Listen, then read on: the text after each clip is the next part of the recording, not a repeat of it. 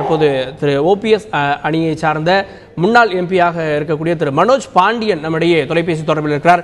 வணக்கம் திரு மனோஜ் பாண்டியன். தற்போது திரு ஓ பன்னீர்செல்வம் அவர்கள் தேனியிலே செய்தியாளர்களை சந்தித்தார்கள்.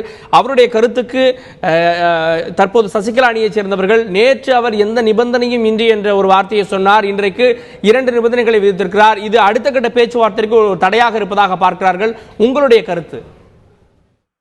திரு ஓ பன்னீர்செல்வம் மாண்புமிகு முன்னாள் முதலமைச்சர் அவர்கள் இந்த தர்ம யுத்தத்தை தொடங்கியதற்கு காரணமே கே சசிகலாவினுடைய குடும்பம் அனைத்து இந்திய அண்ணா திராவிட முன்னேற்ற கழகத்தில் எந்த விதத்திலும் சம்பந்தப்பட்டு ஆதிக்கம் செலுத்தக்கூடாது என்பதுதான் அதனுடைய அடிப்படை காரணமே.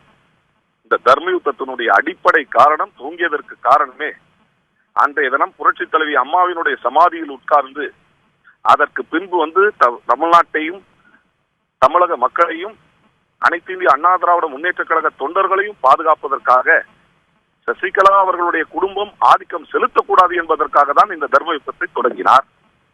மேலும் மாண்புமிகு இதய தெய்வம் புரட்சி தலைவி அம்மாவினுடைய மர்ம மரணம் குறித்து நீதி விசாரணையை கூட அப்போது அறிவித்திருந்தார்.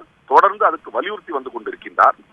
அப்படி இருக்கின்ற சூழ்நிலையில் எந்த நோக்கத்திற்காக இந்த தர்ம யுத்தம் தொடங்கப்பட்டதோ அந்த நோக்கம் நிறைவேறும் வரை நான் போராடுவேன் என்று இன்றைக்கும் அறிவித்திருக்கிறார்.